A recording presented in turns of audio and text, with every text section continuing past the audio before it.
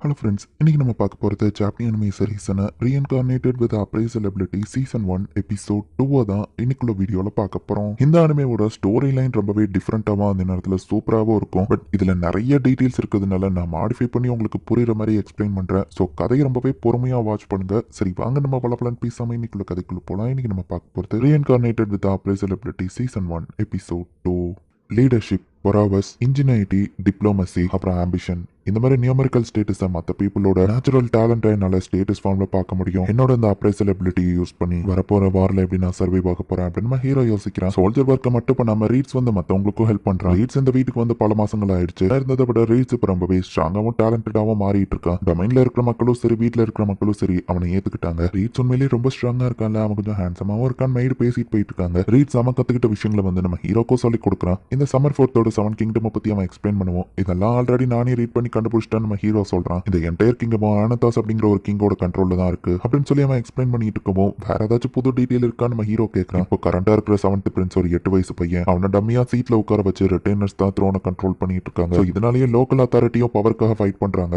அப்படின்னு சொல்லுவோம். அப்ப அப்பாவும் அந்த வார்ல கலந்துக்கணும்ல நம்ம ஹீரோ யோசிக்கிறான். அதுக்குள்ள நிறைய ஸ்ட்ராங்கான ஆளுங்க என் கூட இருக்கணும் அப்படின்னு சொல்லி நம்ம ஹீரோ யோசிக்கிறான். ரீட்ஸ் நம்ம லேம்பருக்கு பாதிக்கிற மாதிரி எந்த பிரச்சனை ஃபர்ஸ்ட் வரும் நம்ம ஹீரோ கேட்கவும், மேசான் ப்ராவின்சியோட கவர்னர் உடம்பு சரியில்லாம இருக்காரு, கூடிய சீக்கிரம் இறந்து போயிருவாரு. அவருக்கு 2 பசங்க இருக்காங்க. மூத்த பையனுக்கு தான் சீட் கிடைக்கணும், பட் 2வது பையன் தான் டேலண்டடா இருக்கான். ஈவன் அவங்க அப்பா லீடர் செலக்ட் பண்ணாலுமே அவங்க 2 பேருக்குள்ள ஃபைட் வரும். அந்த வார் தவிர்க்க முடியாததுன்னு ரீட் சொல்லுவோம். ஒருவேளை அப்படி வார் வந்தா எங்க அப்பா யார் பக்கம் இருப்பாருன்னு நினைக்கிறேன் அப்படின்னு சொல்லி நம்ம ஹீரோ கேட்கறான். மூத்த பையனுக்கு தான் அந்த அரியணைக்கான உரிமை இருக்கு, ரேவன் மட்டும் இதுல தனியா முடிவெடுக்க மாட்டாரு அப்படின்னு ரீட் சொல்லவும் நம்ம ஹீரோவும் புரிஞ்சுக்கிறான். நம்ம ஹீரோட அப்பா மீசானோட கண்ட்ரோல்ல இல்ல, கேனா டிஸ்ட்ரிக்டோட ஹெட் கூட தான் கண்ட்ரோல்ல இருக்காரு. ஸோ கேனரோட லார்டு என்ன முடிவெடுக்கிறாருங்கிற பொறுத்து தான் நம்ம ஹீரோட அப்பாவோட முடிவும் இருக்கும். என்ன பண்ண நம்ம ஹீரோ யோசிச்சிருக்கோம். பட் இது நமக்கான ஒரு ஆப்பர்ச்சுனிட்டி. இந்த மாதிரி கான்ஃபிளிக்ட்ல நம்ம நல்லா பெர்ஃபார்ம் பண்ணா நம்மளோட ரேங்கிங்கும் அட்வான்ஸ் ஆகும் அப்படின்னு ரீட் சொல்றான். லார்டார்ஸ் கவலைப்படாதீங்க, நான் உங்களை ப்ரொடெக்ட் பண்ணுவேன் ரீட் சொல்லவும் இன்னும் டேலண்டடான பீப்புளை நம்ம இப்பவே போய் தேடுவோம் நம்ம ஹீரோ கிளம்புறான். நம்ம ஹீரோட அப்பா ட்ரைனிங் எடுத்திருக்காரு, டேலண்டட் பீப்புளை தேட போற நம்ம ஹீரோ கிளம்புவோம். அப்படின்னா மேஜிக் டேலண்ட் இருக்கிறவங்களா கூட்டிட்டு வா. என்னால அந்த அளவுக்கு மேஜிக் யூஸ் பண்ண முடியாது. சோல்ஜர்ஸ்ல சில பேர் மேஜிக் யூஸ் பண்ணுவாங்க, பட் அவங்க அவ்வளோ டேலண்டட் கிடையாது. ஒரு மேஜ் வார்ல ரொம்பவே யூஸ்ஃபுல்லா இருப்பாங்கன்னு சொல்ல ஒரு டிவைஸ் கொடுத்து எங்க அப்பா என்ன ஒரு மேஜிக் யூஸ் பண்ண சொன்னாரு.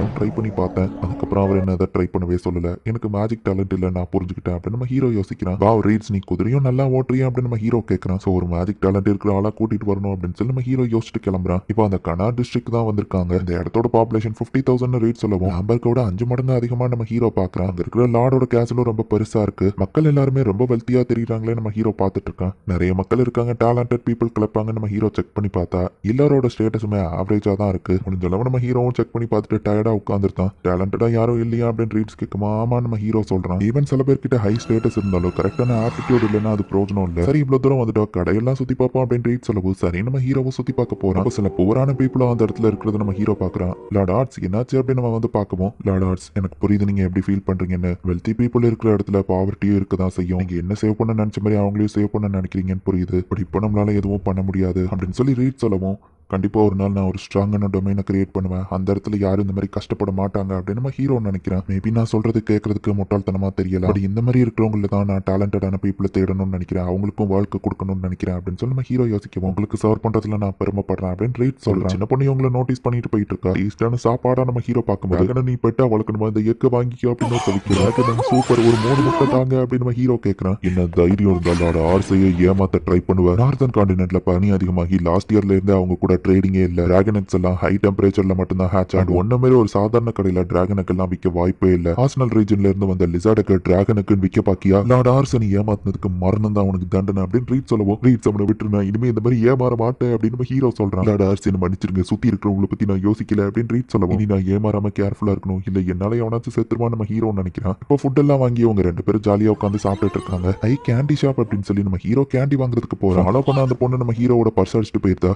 லார்ட் ஆர்ஸ் அவங்க பர்ஸ் அடிச்சிட்டான்னு சொல்லவா அச்சோ நம்ம ஹீரோ பாக்குறான். ரேட்ஸும் நம்ம ஹீரோவை தூக்கிட்டு ஓடி அவளை ஃபாலோ பண்ணி போறான். அவன் போட்டுக்கிற அந்த துணியை பிடிச்ச அவன் இழுத்துருதான். அப்புறம் தான் பார்த்தா அது ஒரு பொண்ணுங்கிறதே தெரியுது. ரவுடிங்க மாதிரி 3 பேர் இருக்கிற இடத்துக்கு வா போகவும், என்ன தைரியம் இருந்தா என்கிட்ட இருந்து தப்பிச்சு ஓடுவேன்னு அவளை போட்டு அவனுங்க அடிக்கவும், நிறுத்துங்க ஒரு பொண்ணு மேல கை வைக்கிறீங்களே நம்ம ஹீரோ கேட்கவும், இதோ வந்துட்டாரா குட்டி ஹீரோ அப்படின்னு சொல்லி நம்ம ஹீரோவை அடிக்க போனா, லார்ட் ஆர்ஸ் மலியா கை வைப்பியா அப்படின்னு சொல்லி ரீட்ஸ் பிடிச்ச அவனை அடிச்சு போட்டுருந்தான். மத்த 2 பேரும் அட்டாக் பண்ண வந்தா அவங்களே அசால்ட் ஆயும் அடிச்சு போட்டுருந்தான். இதோட இது முடிஞ்சதுன்னு நினைக்காத அப்படின்னு சொல்லி அவனுங்க ஓடிதானுங்க. அப்ப நம்ம ஹீரோவை மேல அப்ரைசல் எபிலிட்டி யூஸ் பண்ணி பார்த்தா மேஜிக் எஸ் கிளாஸ்ல இருக்கு, லீடர்ஷிப் 92 அண்ட் பரோவஸ் 160. நம்ம ஹீரோவோட அப்பாவோட அதிகம், இன்டெலிஜென்ட்லாம் ஆவரேஜா இருந்தாலும் மேஜிக் எஸ் கிளாஸ்ல இருக்கு. லார்ட் ஆர்ஸோட பர்ஸை திரும்பி கொடு அப்படின்னு ரீட்ஸ் கேட்கறான். நீ என்னோட ரிட்டைனர் ஆவரியா அப்படின்னு நம்ம ஹீரோ வாட்ட கேட்கவும், இவன் ஒரு திருடி அப்படின்னு ரீட் சொல்லவும், இவ கிட்ட மேஜிக் டேலண்ட் இருக்குன்னு நம்ம ஹீரோ சொல்றான். உன்ன மாதிரி குழந்தைக்கலாம் நான் வேலை பார்க்க மாட்டேன்னு சொல்லியிருந்தா, ஆனா ஏன் உன்கிட்ட மேஜிக் டேலண்ட் இருக்கு, என்ன பண்ணா நீ ஜாயின் பண்ணுவேன் நம்ம ஹீரோ கேட்கவும், லைஃப்லயே நான் மேஜிக் யூஸ் பண்ணது இல்லைன்னு சொல்றா. நீ பர்ஸை திருடுனா உனக்கு சாப்பாடு கஷ்டம் தானே, என் கூட வந்து ஜாயின் பண்ணு, சாப்பாடு சேலரிலாம் தருவோம் நம்ம ஹீரோ சொல்லவும். உன்ன மாதிரி பணக்கார பசங்க கிட்ட இருக்கிற பிரச்சனையே இதுதான், காசு இருக்குன்னு சந்தோஷத்துக்காக என்ன வேணா பண்ணுவீங்க,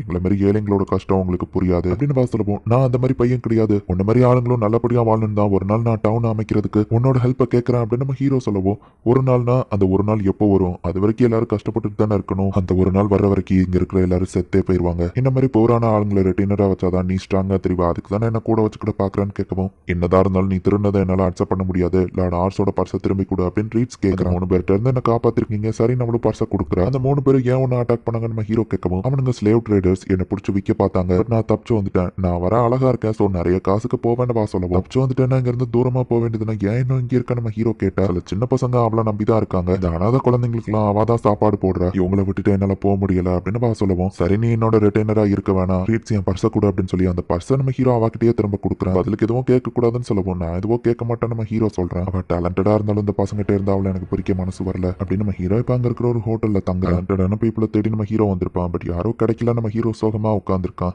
அவளோட ஃபீலிங்ஸை என்னால புரிஞ்சுக்கிட முடியுது மைலாட், நோபல்ஸ் அவளை ரொம்பவே பேடா ட்ரீட் பண்ணிருப்பாங்க, அதான் அவ உங்ககிட்ட அப்படி நடந்துக்கிட்டா, பட் நீங்க மத்த நோபல்ஸ் மாதிரி கிடையாதுன்னு எனக்கு தெரியும் அப்படின்னு ரீட் சொல்லவும், நான் ஒரு பெட்டரான சிட்டியை கிரியேட் பண்ணணும்னு ஆசைப்படுறேன், பட் அவ சொன்னதும் கரெக்ட் தான், அதுவரை எல்லாரும் கஷ்டப்படுவாங்கல்ல நம்ம ஹீரோ யோசிக்கிறோம். சார்லட் எங்க போனோன்னு அந்த சின்ன பசங்க வந்து நிக்கிறாங்க, இதென்ன காலையில ஹெல்ப் பண்ண, சார்லட் அவங்க கடத்திட்டு போயிட்டாங்க அப்படின்னு அந்த சின்ன பசங்க நம்ம ஹீரோட்ட சொல்றாங்க. இந்த இடத்துல இந்த எபிசோட் முடியுது. நம்ம ஹீரோ ரொம்பவே குட்டி பையன், ஈவன் ஃபைட் பண்ண கூட தெரியாது, அவனோட டேலண்ட்டை மட்டுமே வச்சு எப்படி நம்ம ஹீரோ முன்னேற போறான் அப்படிங்கறத போக போக இருக்கிற எபிசோட்ல பார்த்து தெரிஞ்சுக்கோங்க. அண்ட் உங்களுக்கு இந்த வீடியோ பிடிச்சிருந்தது அப்படின்னா லைக் பண்ணிட்டு மறக்காம நம்ம சேனலை சப்ஸ்கிரைப் பண்ணிருங்க.